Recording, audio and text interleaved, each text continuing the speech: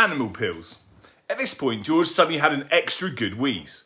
Although the medicine cabinet in the house was forbidden ground, what about the medicines his father kept on the shelf in the shed next to the hen house? The animal medicines.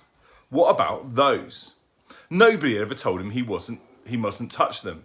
Let's face it, George said to himself, hairspray and shaving cream and shoe polish are all very well, and they will no doubt cause some splendid explosions inside the old geezer.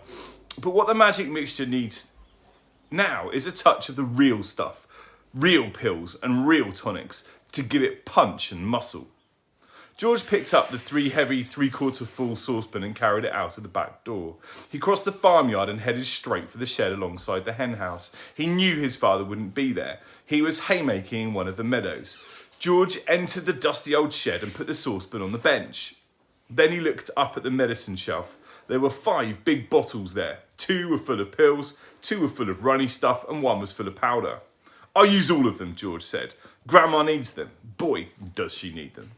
The first bottle he took down contained an orange-coloured powder. The label said, for chickens with foul pest, hen gripe, sore beaks, gabby legs, cockroolitis, egg trouble, broodiness, or loss of feathers. Mix 1 spoonful only with each bucket of feed. Well, said George aloud to himself, as he tipped the whole bottle full, the old bird won't be losing any feathers after she's had a dose of this. The next bottle he took down had about 500 gigantic purple pills in it. For horses with horse throats, it said on the label. The horse-throated horse should suck 1 pill twice a day.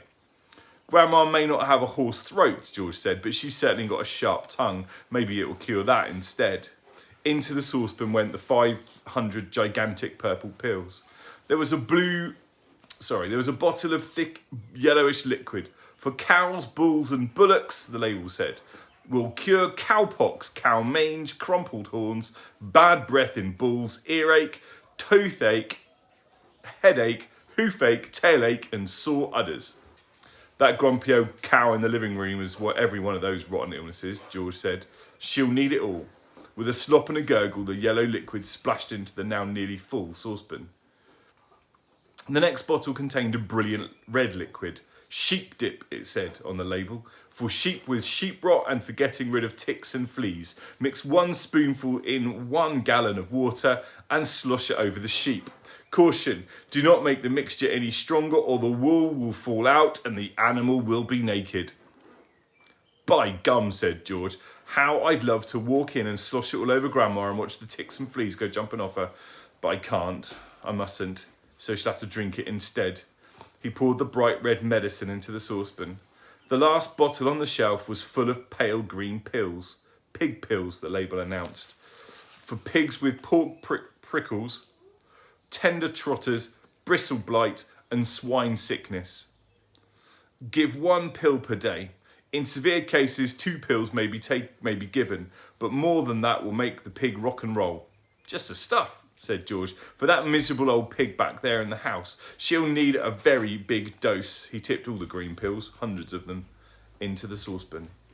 There was an old stick lying on the bench that had been used for stirring paint.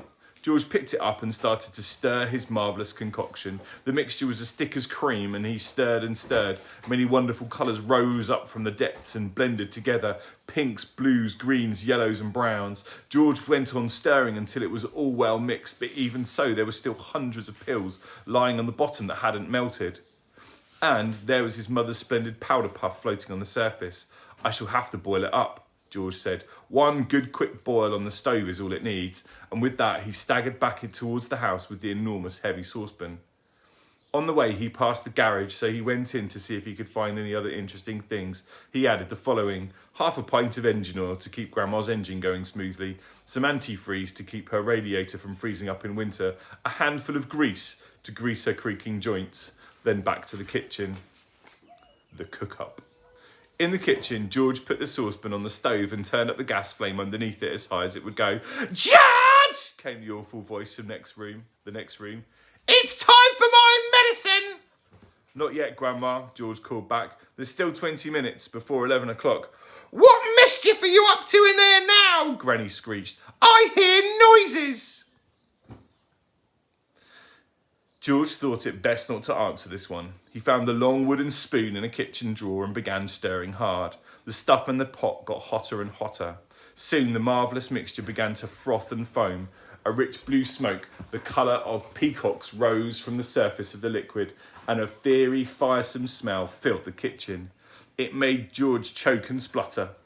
It was a smell unlike any he had smelt before. It was a brutal and bewitching smell, spicy and staggering, fierce and frenzied, full of wizardry and magic. Whenever he got a whiff of it up his nose, firecrackers went off in his skull and electric prickles ran along the backs of his legs. It was wonderful to stand there stirring this amazing mixture and to watch it smoking blue and bubbling and frothing and foaming as though it were alive. At one point, he could have sworn he saw bright sparks flashing in the swirling foam.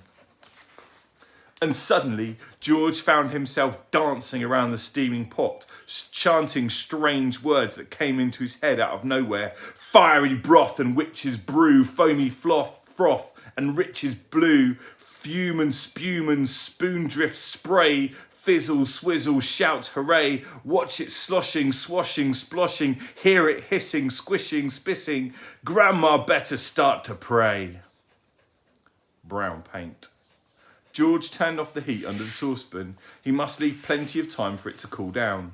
When all the steam and froth had gone away, he peered into the giant pan to see what colour the great medicine was now. It was a deep and brilliant blue. It needs more brown in it, George said. It must be brown or she'll get suspicious. George ran outside and dashed into his father's tool shed where all the paints were kept. There were rows of cans on the shelf, all colours, black, green, red, pink, white and brown. He reached for the can of brown. The label simply said dark brown gloss paint, 1 quart. He took a screwdriver and prized off the lid. The can was 3/4 full. He rushed back into the kitchen. He poured the whole lot into the saucepan. The saucepan was now full to the very brim. Very gently, George stirred the paint into the mixture with the long wooden spoon. Aha! It was all turning brown. A lovely, rich, creamy brown. Where's that medicine of mine, boy? Came the voice from the living room. You're forgetting me! You're doing it on purpose! I shall tell your mother! I'm not forgetting you, Grandma, George called back. I'm thinking of you all the time. But there was still 10 minutes to go. You're a nasty little maggot, the voice screeched back. You're a lazy and disobedient little worm and you're growing too fast. George fetched the bottle of Grandma's real medicine from the sideboard. He took out the cork and tipped it all down the sink. He then filled the bottle with his own magic medicine by dipping a small jug into the saucepan and using it as a pourer. He replaced the cork. Had it cooled down enough yet? Not quite. He held the bottle under the tap for a couple of minutes. The label came off in the wet, but that didn't matter. He dried the bottle with a dishcloth. All was ready now. This was it.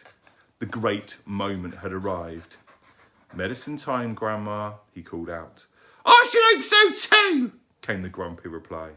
The silver tablespoon in which the medicine was always given lay ready on the kitchen sideboard.